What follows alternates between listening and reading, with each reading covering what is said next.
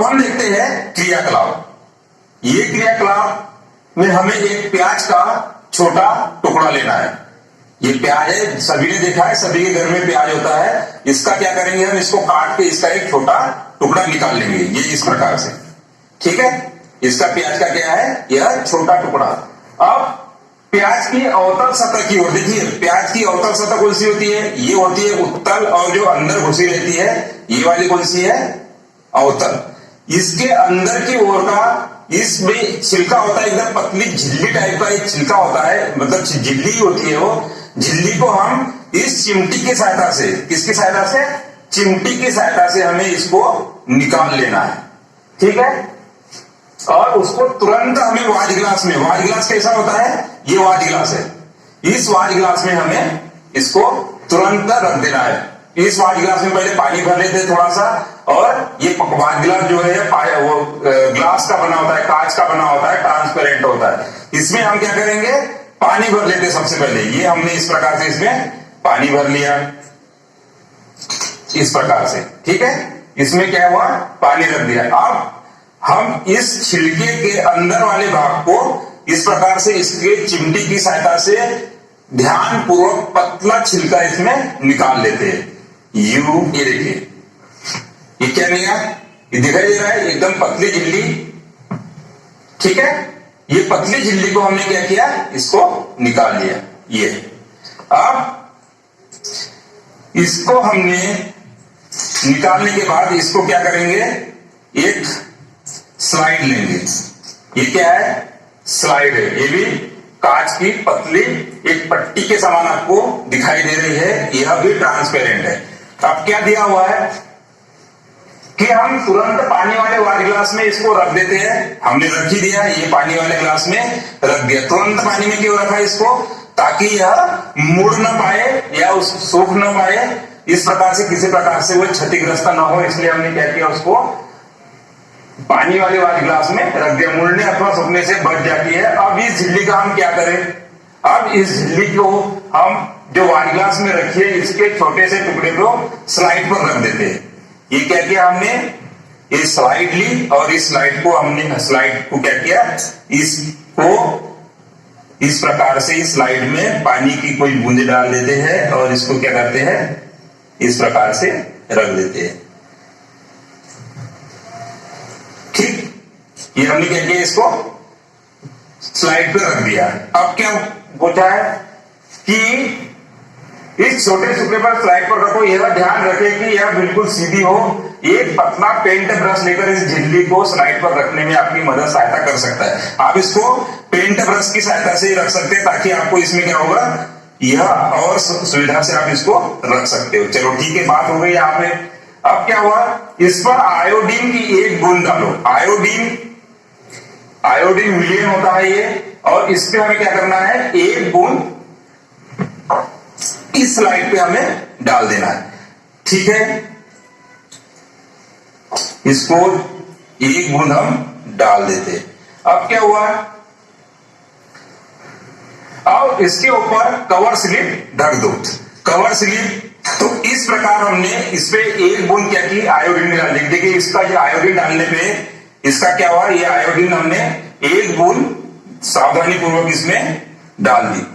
इसका कलर थोड़ा सा चेंज हो गया, देखिए थोड़ा पीले टाइप का आपको इसको कलर दिखाई दे रहा होगा। अब क्या करेंगे, हम एक कवर स्लिप लेंगे। ये क्या है, कवर स्लिप, एक पतली एकदम ट्रांसपेरेंट झिल्ली लाइट।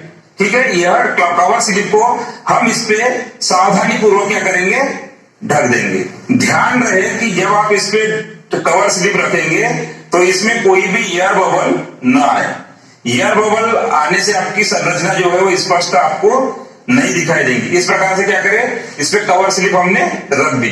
अब इसमें कोई एयर बबल नहीं है, ये आपकी स्लाइड जो है वह बन गई। अब इस स्लाइड का हम क्या करेंगे, अब इस स्लाइड को हम माइक्रोस्कोप की सहायता से इसमें निरीक्षण करेंगे या इसका अवलोकन करेंगे। पहले इसको साधारण माइक्रोस्कोप में हम देखेंगे, उसके बाद हम इसको संयुक्त सूक्ष्मदर्शी में देखेंगे। वो संयुक्त सूक्ष्मदर्शी थोड़ी सी इससे ज्यादा पावर वाली होती है, इसमें और भी स्पष्ट संरचनाएं आपको देखती है। उसके बाद इलेक्ट्रॉनिक सूक्ष्मदर्शी होती है, हम इसको कंपाउंड माइक्रोस्कोप या जिसको हम संयुक्त सूक्ष्मदर्शी से भी देखते हैं। पहले साधारण माइक्रोस्कोप में, उसके बाद संयुक्त माइक्रोस्कोप। तो हम क्या देखते हैं,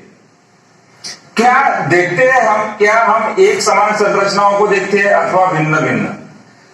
हम इस स्लाइड में यदि हम माइक्रोस्कोप में देखते हैं तो हमें एक समान छोटी छोटी यूनिट्स, जिसको हम कोशिका कहते हैं, हमें कुछ संरचनाएं इस प्रकार से दिखाई देती है। प्याज की झिल्ली की कोशिकाएं, आप इसको देखेंगे ना तो इस प्रकार से, जरूर नहीं आपको डायग्राम थोड़ा सा इस टाइप का भी हो सकता है, इस टाइप की ये संरचनाएं आपको दिखाई देगी, इस टाइप की।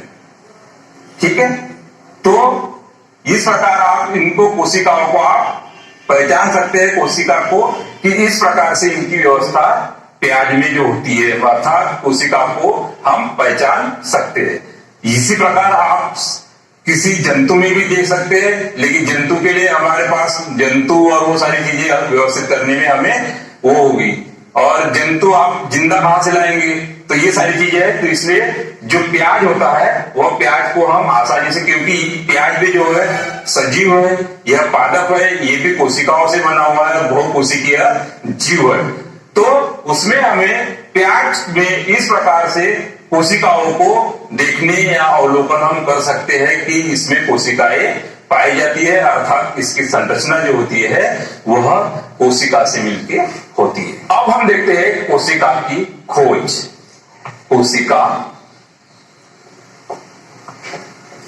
कोशिका की खोज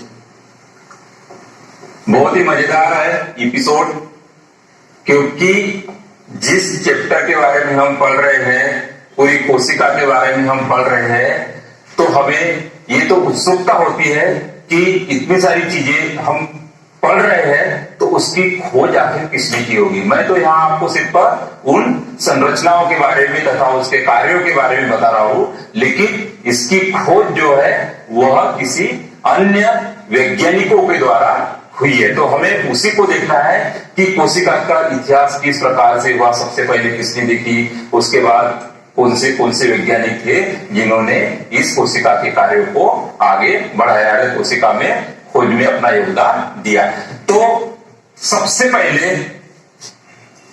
एक साइंटिस्ट जिनका नाम रॉबर्ट हुक था, यह एक अंग्रेज वैज्ञानिक थे। इन्होंने सन 1665 में, कितने 1665, देखिए ये कितनी पुरानी बात हो गई कि 1665 में सर्वप्रथम कोशिका की खोज की थी। किन्होंने की थी? Robert Hooke. ये बहुत ही मजेदार चीज है कि जब इन्होंने इसकी खोज की थी तो यह एक इतिहास में एक अजीब सी घटना है कि इन्होंने क्या किया कि एक कार्क की पतली काट, किसकी? कार्क। कार्क जानते हैं कि आप लोग? पहले के समय में जो बोतल होती थी ऐसी कांच की, ठीक है, इसके ऊपर एक लकड़ी का इस प्रकार से ढक्कन लगा हुआ होता था, इस प्रकार से, ठीक है। इसको हम क्या बोलते हैं? कार्क। कार्क एक वास्तव में एक पदार्थ होता है जो कि वृक्ष की छाल से प्राप्त होता है। किससे? वृक्ष की छाल से। वृक्ष की छाल देखा होगा कि पौधों के बाहर की तरफ से एक कठोर तथा मृत प्रकार का एक लेयर होती है, एक आवरण होता है, जिसको हम छाल बोलते हैं। तो ये कार्क जो होता है इसी से प्राप्त करते हैं वृक्ष, ठीक है। तो वृक्ष की छाल से प्राप्त होने वाला यह कार्क होता है। तो इस कार्क के टुकड़े की इन्होंने क्या किए?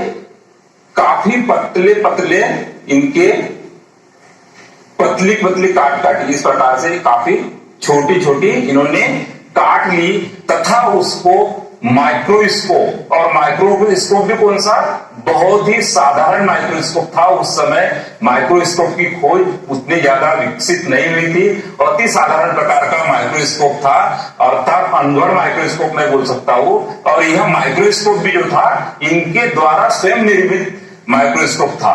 तो इन्होंने इसकी काट में माइक्रोस्कोप में देखा और इन्हें कुछ इस प्रकार से छोटे छोटे कुछ चेंबर के जैसे या कमरे के जैसे इन्होंने संरचनाओं को देखा, और वह संरचनाएं हूबहू मधुमक्खी के छाते के समान थी। इस प्रकार से मधुमक्खी का छाता देखा है ना, इसमें ये मैं प्रपोस्ट या जो चेंबर बना रहा हूं, इसमें मधुमक्खी क्या करती है, अपने फूलों से रस लाती है और यहाँ पे भरती है। तो इस प्रकार से कुछ इन्होंने संरचनाओं को देखा, और सर्व पहले इस प्रकोष्ठों को उन्होंने कोशिका नाम दिया। क्या नाम दिया,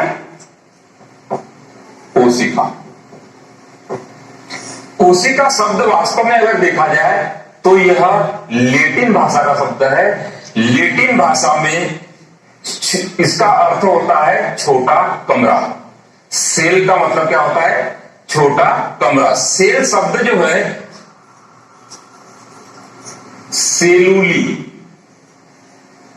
सेलुली से लिया गया है, जिसका मतलब होता है स्मॉल रूम या छोटा कमरा। क्योंकि ये छोटे छोटे कमरे जैसी संरचना दिखाई दी इनको। अब चूंकि यहां पे देखिए कि जब इन्होंने ये खोज की तो यह कोशिका जो थी वह मृत थी, क्योंकि यह कार्क का टुकड़ा तो सूखा हुआ है, इसमें न तो कोई जीव द्रव्य होगा, न तो कोई साइटोप्लाज्म होगा, न तो कोई कोशिका अंगक होंगे। यह मृत कोशिका थी। तो सर्वप्रथम कोशिका की खोज तो इन्होंने की, लेकिन वह कोशिका कैसे थी, यह मृत थी और ये पादप कोशिका थी। तो इन्होंने पादप कोशिका में जो बाहर की तरफ से इस प्रकार से जो हमने संरचना देखी थी, तो ये कोशिका भित्ति का सबसे पहले इन्होंने क्या किया, इनको ये कोशिका भित्ति दिखी, क्योंकि जीव द्रव्य तो था नहीं। तो ये कोशिका भित्ति की इस प्रकार से इन्होंने कंपार्टमेंट इसमें देखे होंगे। क्यों, क्योंकि कार्क में किसी भी प्रकार का जीव द्रव्य नहीं था, जीव द्रव्य मृत था, मतलब ये कोशिका मृत थी। तो इस प्रकार से इन्होंने इसमें खोज की। लेकिन कुछ भी हो, जिस भी प्रकार से हो, लेकिन आज इनके द्वारा यह जो खोज की थी, आज हमारे लिए सबके लिए यह वरदान है। आज कोशिका का इतना बड़ी ब्रांच हो चुकी है कि इनमें आप पीएचडी तक कर सकते हो, इसमें आप इतना रिसर्च वर्क कर सकते हो, इतनी ज्यादा ये ब्रांच बढ़ गई। इसको कोशिका के जो अध्ययन होता है, इसको हम सेल बायोलॉजी या कोशिका विज्ञान के नाम से जानते हैं, इसको साइटोलॉजी भी बोलते हैं। तथा इसके अंतर्गत ही विभिन्न प्रकार के कैरियोलॉजी, जेनेटिक्स और भी कई सारी ब्रांचेस होती है। तो ये सब इनके खोज के ही आज परिणाम है, जो कि इसका इतना विस्तृत रूप आज हम देख रहे हैं। तो इस प्रकार से यह कोशिका की खोज की थी। ये घटना बड़ी ही अर्थहीन लगती हो, लेकिन आज हमारे लिए एक वरदान साबित